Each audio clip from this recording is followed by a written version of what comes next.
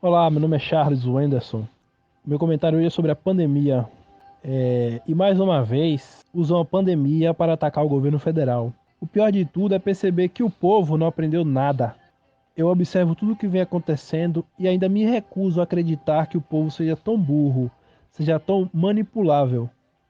Antes de falar das coisas que vem acontecendo durante a pandemia, vamos voltar a um passado não tão distante. E peço que ouça com atenção e analise por si. Pare para pensar sobre tudo o que eu disser. Tudo começou em janeiro de 2019, o ano da posse do atual presidente. Presidente que assumiu com a missão de cortar o máximo de despesas desnecessárias possíveis. E ele começou mexendo em vespeiro, os políticos e a mídia. Com os políticos, os corruptos, foi através dos ministérios. Os ministérios sempre foram usados como moeda de troca entre os políticos corruptos. Eles utilizavam para realizar seus grandes saques, fazer lavagem de dinheiro, comprar pessoas, enfim. Já com a mídia, não precisou de muito esforço, bastou cortar os milhões que o executivo sempre pagou para que a mídia divulgasse propagandas do governo, como por exemplo vídeos curtos sobre os Correios, Banco do Brasil, etc. Inclusive, a mídia é quem mais ataca o governo com as chamadas fake news, né, as notícias falsas, e chancelada pelos corruptos. Eles não aceitam que não tem mais dinheiro público para bancar seus luxos e ilegalidades. Ah, falei da mídia, falei dos políticos, mas não podemos esquecer dos artistas, que sempre enriqueceram através da ajudinha do dinheiro público. Muitos até sem o mínimo talento. Acho que você já ouviu falar na Lei Rouanet, não é? Pois bem, muitos cantores, atores, diretores ficaram ricos utilizando esse dinheiro. Precisamos lembrar do início dessa pandemia. Antes do carnaval de 2020, o mundo já sabia da existência do coronavírus e nenhum dos governadores se importaram. Inclusive, ACM Neto, prefeito de Salvador, convidou os estrangeiros para virem curtir o carnaval em Salvador, pois aqui ninguém iria pegar.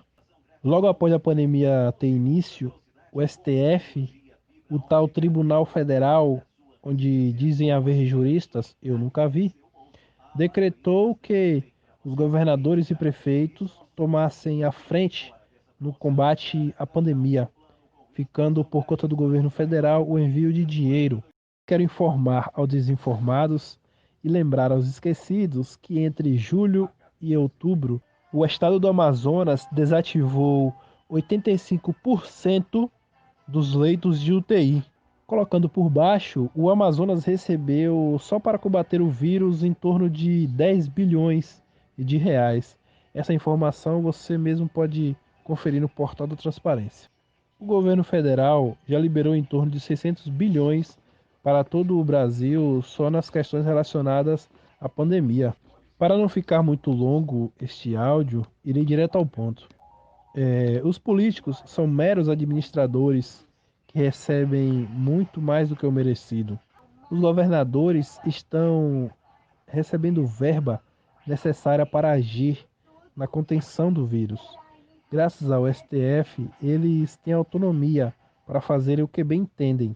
Ao invés de nós ficarmos cobrando de um só homem, de um só governo, no caso o Poder Executivo que está enviando verba, deveríamos desligar a Globo, desligar a CNN, desligar certas rádios e irmos cobrar na raiz do problema.